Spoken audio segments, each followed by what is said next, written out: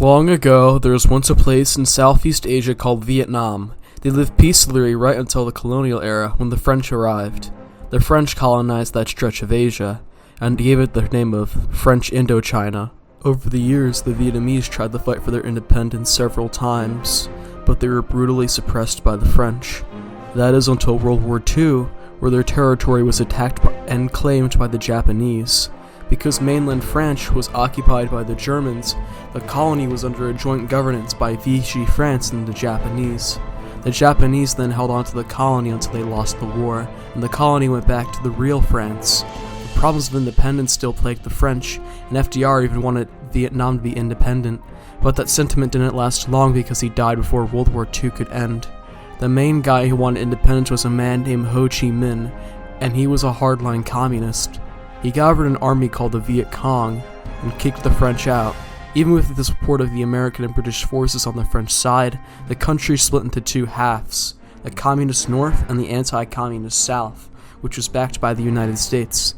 People who disapproved of Ho Chi Minh left the country for the Republic of Vietnam, and this didn't sit well with Ho Chi Minh, so he declared war on the South, beginning the Vietnam War. The US did not send troops to Vietnam just yet. They sent some equipment to South Vietnam to control the situation.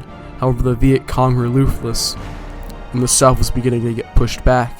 JFK never interfered much in Vietnam, but he sent some advisors and light supplies to South Vietnam, but he was then assassinated, and his Vice President Lyndon B. Johnson took office. Lyndon had a slightly different approach to dealing with the Vietnam War.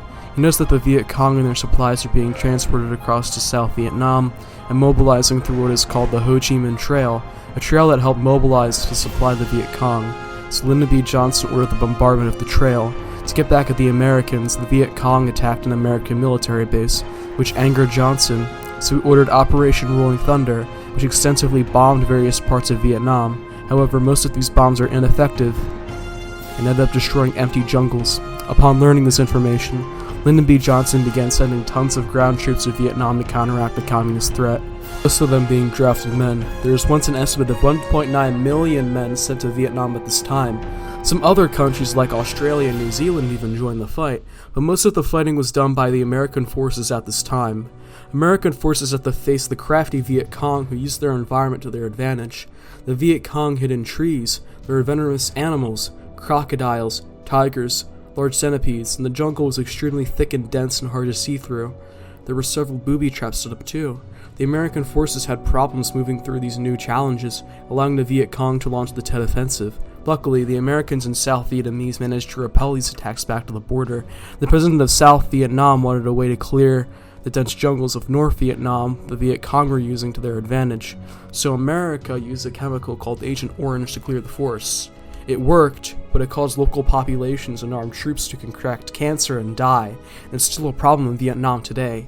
Back at home, the war was extremely unpopular. The hippies of the 60s were getting extremely angry and began protesting the war heavily. They thought it was immoral and a waste of time. With the invention of wide broadcast television, the war was being broadcasted to people back home who watched the horrors of Vietnam unfold. Eventually, re-election rolls around, and the Republican Party enlists the help of Richard Nixon. One of Nixon's campaign promises is to bring the Americans home from Vietnam and end the war, which is one of his strongest convincing points. Anyways, he wins the election and calls for the end of the war, and ends up not immediately fulfilling his promises. Well, he doesn't end the war immediately, he does let some personnel go home. After South Vietnam tried to fight Cambodia to counteract the communist threat, they lost and got in some big trouble, so Nixon ordered more bombings which actually did some significant damage to North Vietnam.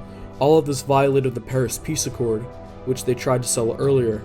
However, the bombings opened up more peace talks, and eventually Nixon ended the war in Vietnam.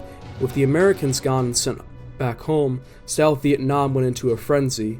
They were now handling the war. Their economy took a hit, and they did not have any military supplies or personnel left, so the Viet Cong decided to take back South Vietnam once and for all.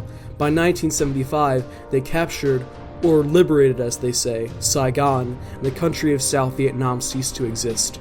This was the end of the Vietnam War. Massive amounts of American bloodshed, wasted resources, environmental damage, a distraught public, and an angry country overall. This is what the Vietnam War is remembered for. The Vietnam War is one of America's biggest mistakes.